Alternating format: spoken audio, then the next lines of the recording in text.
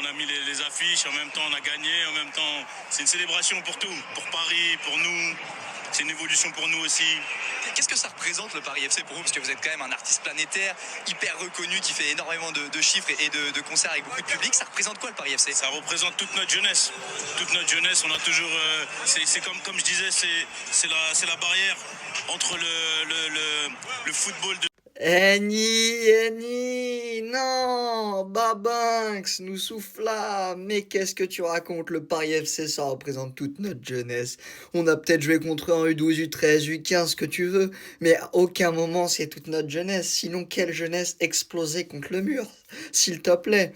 Je veux bien, t'as fait ta petite collab préfet Paris FC, mais voilà, nous on te connaît, t'inventes pas un storytelling, tu mettais des maillots du PSG à l'époque. Le PSG, c'est toute ta jeunesse, mais pas le Paris FC. Là, on va avoir une nouvelle vague de supporters du Paris FC s'inventer une vie. Moi, je les supporte depuis des années. Pas du tout, c'était un bon club de jeunes. Ça s'arrête là, personne n'a rêvé du PFC en Ligue 1, on n'en a rien à foutre. S'il vous plaît. Oh là là, nous prends pas pour des lapins de 6 semaines, merde.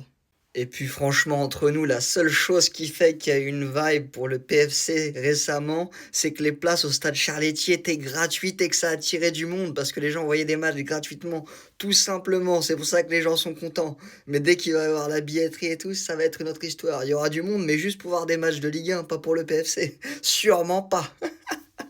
Parce que qui peut être pour le PFC, sérieux, à part des gens qui ont joué au club? Je comprends pas, moi.